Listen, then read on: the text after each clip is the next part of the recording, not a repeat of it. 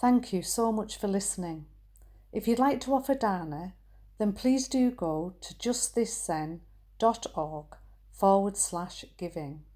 Your support really does make a huge difference. Thank you so much.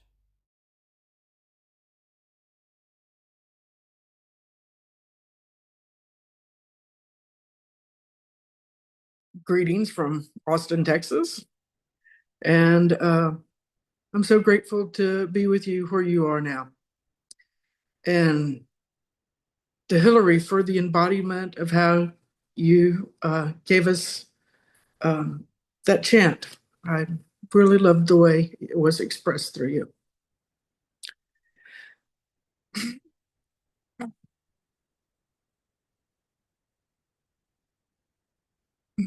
I didn't know about the monks that were walking across America until Trudy told me. And it has been very impactful for me.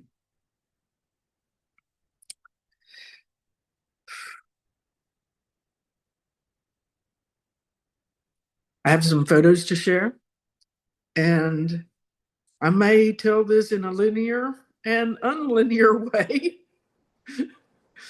um, so there's that. And I may not tell you when I'm going to share the photos. We'll just see how all that goes. Okay. We travel far to come home. Bhikkhu Panakara stepped out into the rain.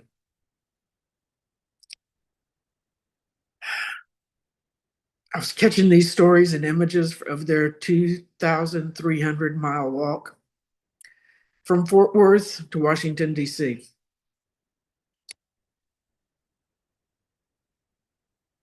And when they gave the name of their temple, and I Googled it and discovered that it was very close to my location, 11 miles or 17.5 kilometers, and not even on highways, on city streets. And I knew I wanted to go. I wanted to be there. So I decided that the day before that I would drive over there and just see if it was even possible. But before then, during the 109 days that they took to make this walk, I was in a news cycle practice period. And they realigned how I view the world every single day. Because endarkenment and enlightenment were really walking together and being witnessed by so many people. I would have loud sighs and tears as I saw each one of their posts. And I would hear Lynn's voice saying, "Ordinary, extraordinary moment," right there with me.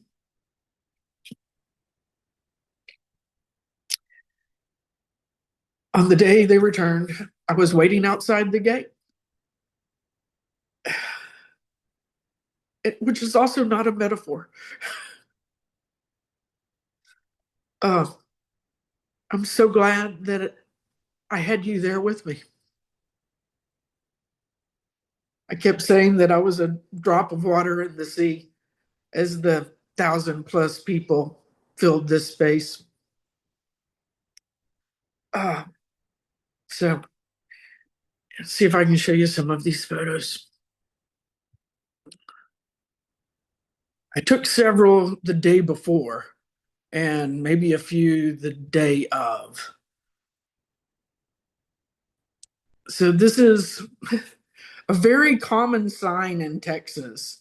And it says "Drive Friendly, the Texas Way." And this is from the internet on the day that they began.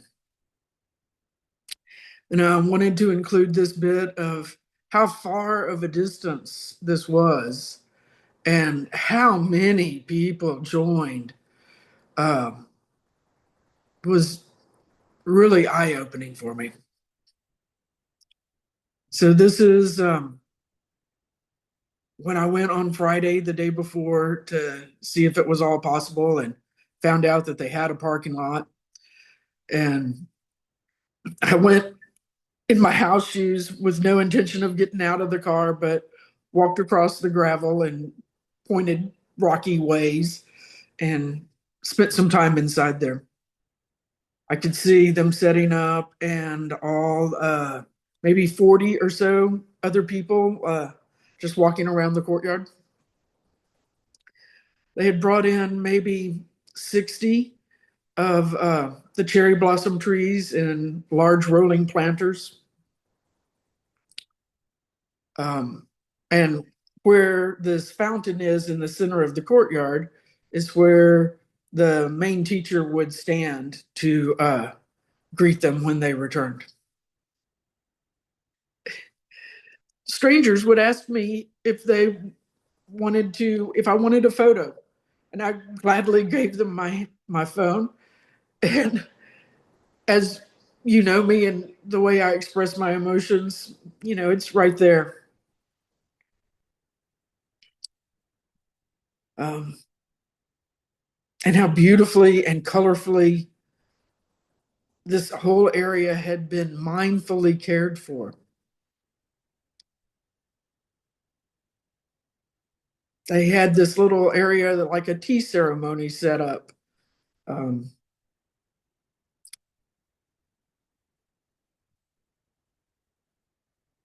and the way the light passes through.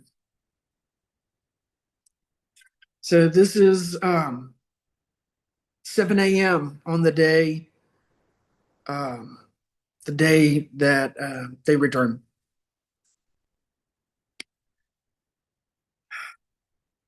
I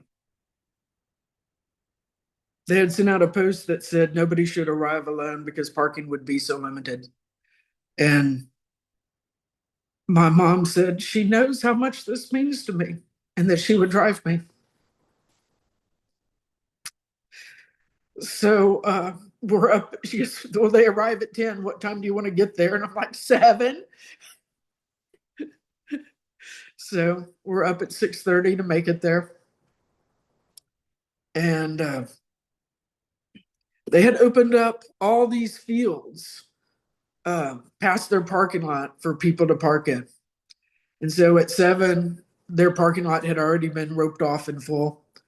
And so had the first field, and so had the second field. And the third field was getting ready to close. And I decided that I could pull in the third one and maybe find a place. And one of their attendants was moving branches from underneath the tree and creating one more spot in the third field, which we were able to get. And mom said that she would wait in the car and read her book uh, until we were done. So I made my way down the road, and the temple hadn't been closed yet. And I got one of the remaining spots right by the gate and started having conversations with the people that were huddled up next to me. Um, they had lines of attendants with um, flower petals to lay at their feet as they came back in. They had kids in those big dragon costumes to usher them in, and lots of fireworks. Uh, the I'm having conversations, like when they get close, I decide to put my rakusu on, that I wanted it to have the essence of this. And so as I do that, the people next to me are asking me what it is, and I'm telling them the story and showing them the stitches. And when the fireworks start to go off, I am shielding it from gunpowder smell and smoke and sparks. And the people next to me closed ranks to protect me from it, which still just means a lot to me. I right before they had arrived, I ended up having a conversation with this man. We just connected and start having a little talk. And he tells me that he is the current mayor of Haltom City, which is quite near where we were. And he's wearing the lanyard that says that he's a part of the Walk for Peace. And they had let him in past the barricade that was already set up. And in this conversation with him, he tells me that he was Bhikkhu Pankara's teacher in Vietnam when he was very young. And that he now bows to Bhikkhu. And that meeting was very precious with me. A couple of days after they have returned, the partner of the Prime Minister of Armenia arrives to meet with them. And there's my little guy that I had had my conversation with there to is in that meeting with all of them. So the fireworks start to go off, and there's this really before the fireworks, there's the murmur of the crowd of all the people that are lined up along the street. So the energy is kind of pulsing before the fireworks are going off. And so I have a few photos from there. So the red circles, concentric circles that had been on the ground were all strings of firecrackers. And all of that goes off. And these attendants start walking in to create a corridor up to the lead teacher to drop the flowers. And the expression on her face still moves me greatly. And on the loudspeaker, the people up on the temple steps start chanting the Buddham Saranam Gacchami. And I'm sure my voice is cracking, and I'm sorry for all the musicians who have to hear me off key. Dhammam Saranam Gacchami. Sangam Saranam Gacchami. Dutiyambi Buddham Saranam Gacchami. Dutiyambi Dhammam Saranam Gacchami. Dutiyambi Sangam Saranam Gacchami. Tatiyambi Buddham Saranam Gacchami. Tatiyambi Dhammam Saranam Gacchami. Tatiyambi Sangam Saranam Gacchami. And this was the only photo I got with the dog. And the people on the temple who are chanting this lullaby that is so tender and familiar to me at the end of the day and practice sessions, sessions, is just the tears are flowing down my face.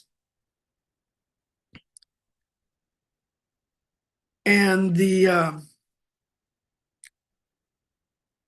lead teacher decides not to stand at the fountain anymore and walks to the gate directly beside where I am, inches from where I am. And Bhikkhu flows to the ground in a bow with his teacher, and he wraps his hands around his ankles, and he body sobs with everything that he's experienced over the last 109 days. And I can feel his body moving. And his teacher pats him on the shoulders to ask him to rise. And he shakes his head no and continues to cry. And his teacher gives him that moment and then caresses his head and grabs him by both shoulders to attempt to get him to rise. And he pushes his body back down and continues to cry.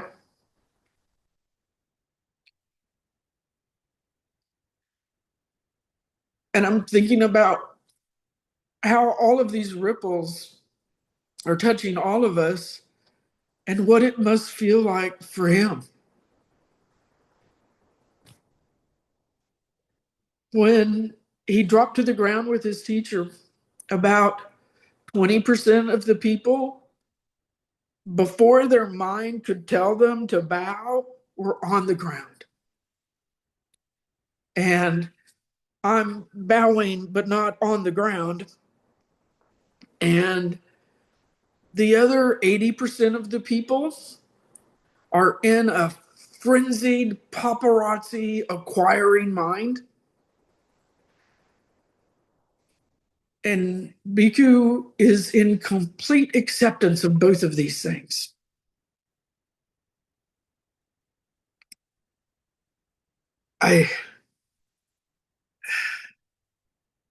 I'm realizing that I had a hidden agenda revelation that I'd been treating one thing as sacred, but not the whole as sacred. And that's continuing to be a rippling revelation for me.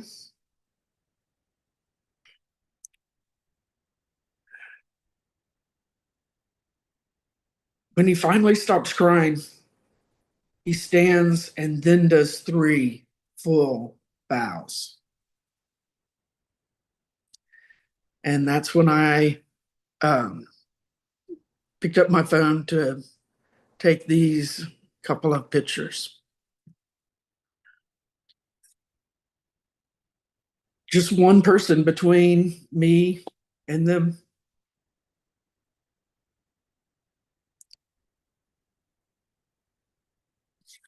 And he needs help to get back up. Certainly the way I need help to get back up.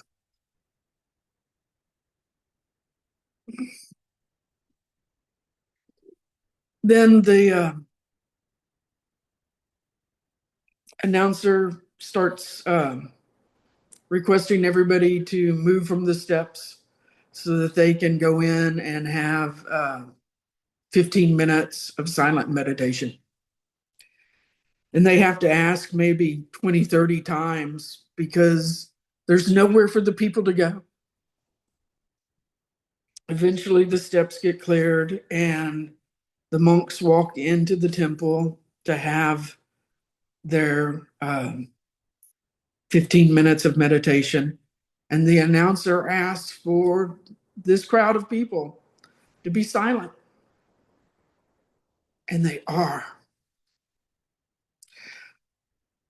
All of them. A pin could have dropped.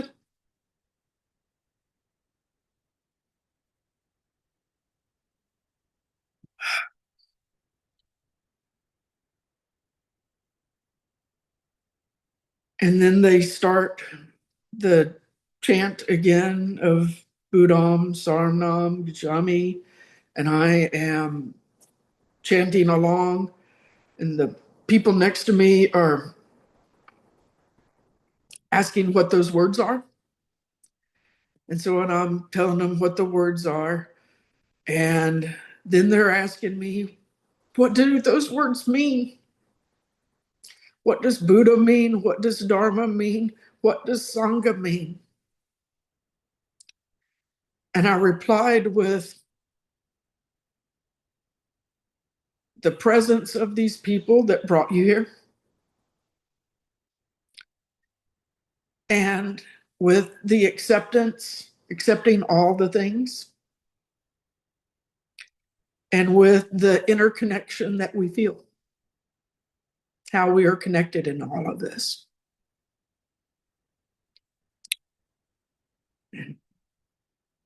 Bhikkhu then exits the temple and steps out into the rain to talk to everyone.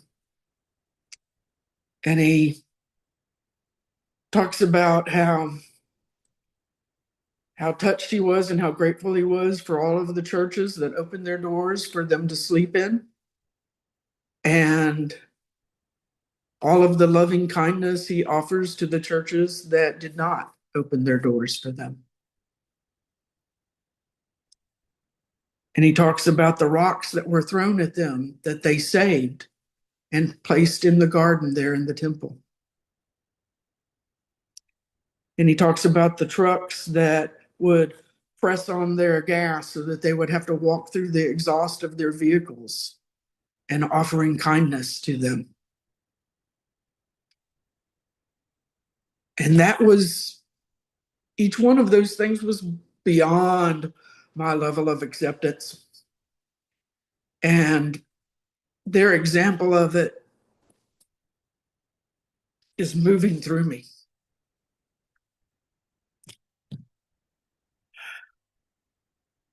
And I looked at all of the ripples again, because it wasn't one stone in a still pond.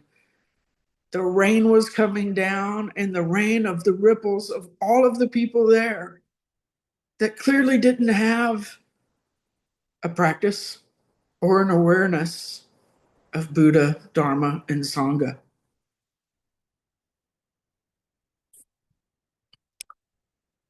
Or the silence that we all experience together.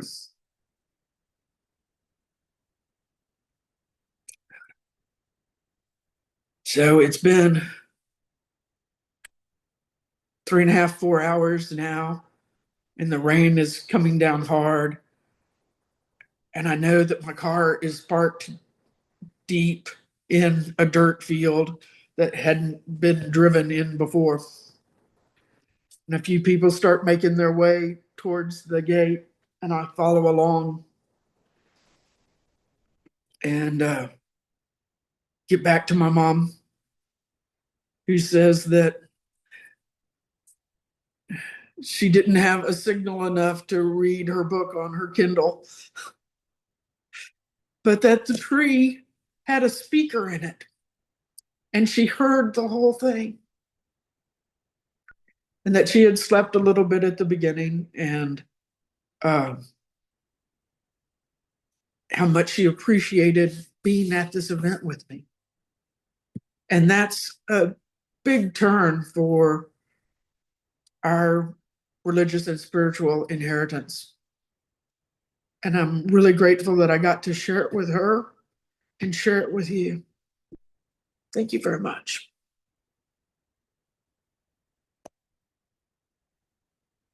Oh, there's one other, I'm not done. I have a poem. Okay. Here's this last picture, which was taken the day before in their garden. And here's what I wrote for it. Rilke, walk with me. I will meet you in that field, the one beyond ideas. Let us translate words and letters into birds and songs, wind and leaves. Grasping for the stillness of cold mountain defeats the purpose of sitting without an agenda. Why am I so nervous to fill a space a space that seems required to fully rest. My inmost heart's request to meet fully the moon that fills the sky. Yet it is a desire that results in nothing remaining to be illuminated. Rilke, walk with me, wisdom and love, folded into hands of pain and strife, the ones that translate anger into acceptance. I jumped in the mud with layman pain, the mud so deep it filled my throat until I could not sing. I forgot I wasn't a sponge designed to absorb it. The thick, sticky mud, where is the pure place I keep demanding into existence? A place where nothing grows. Who would choose not to transform boo-boos with butterfly kisses? This invitation to be here now with all of this. A smooch. And the quote is from the record of the transmission of light, of nothing remaining to be illuminated, referencing the moon that fills the sky. Okay, now that's it. Thank you. Thank you so much, Cassy. I'm sure will give us a lot to reflect on as we move into our breakout rooms.